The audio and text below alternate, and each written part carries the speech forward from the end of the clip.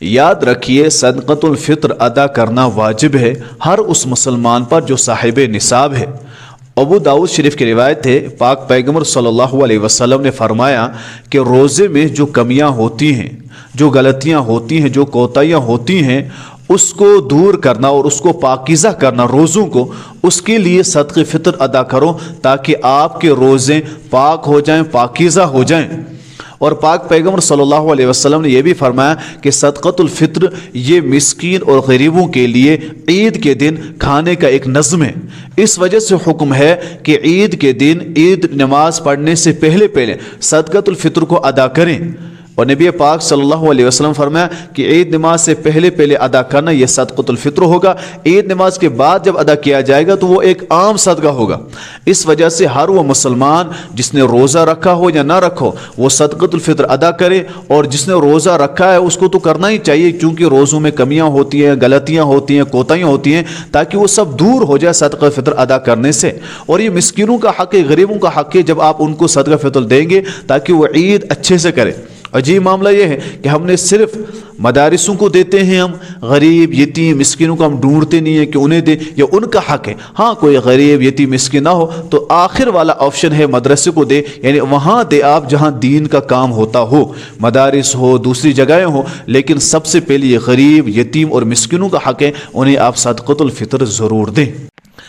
کرسی پر بیٹھ کر نماز پڑھنا کیا یہ شریعت میں جائز ہے؟ اس کے بارے میں بھی وضاحت فرمائیں۔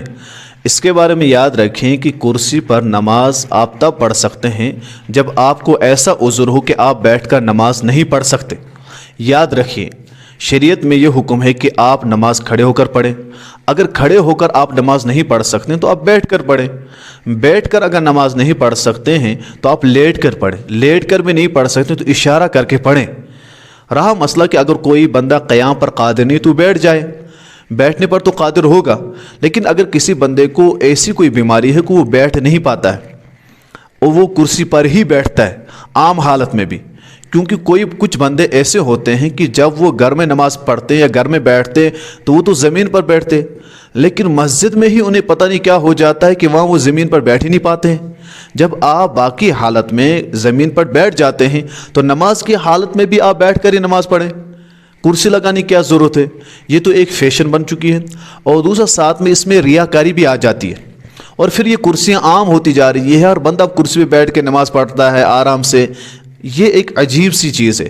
اس وجہ سے ہم پر ضروری ہے کہ اگر آپ عام حالت میں بھی کرسی پہ بیٹھتے ہیں، آپ کو ایسا عذر ہے تو آپ مسجد میں کرسی پر نماز پڑھیں، لیکن اگر عام حال میں بیٹھتے ہو تو بیٹھ کر ہی نماز پڑھیں۔ آپ اپنی ٹانگوں کو آگے کی طرف کریں، کوئی مسئلہ نہیں، آپ لیٹ جائیں، کوئی مسئلہ نہیں، عذر ہے آپ کو۔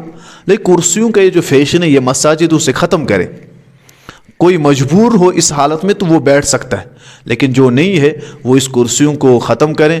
آئندہ کرسیاں مسجد میں نہ رکھیں، جس طرح ہم نے مسجدوں میں ٹوپیاں رکھنے شروع کر دیے ہیں، اب کوئی بندہ وہیں لگاتا ہے اور پھر وہیں چھوڑ جاتا ہے، وہ ٹوپی پھر لگاتا نہیں۔ اس طرح ہم نے کرسیاں، یہ ایک نئے فیشن ہم مساجدوں میں ایجاد کر رہے ہیں، اس سے پرہیز کریں۔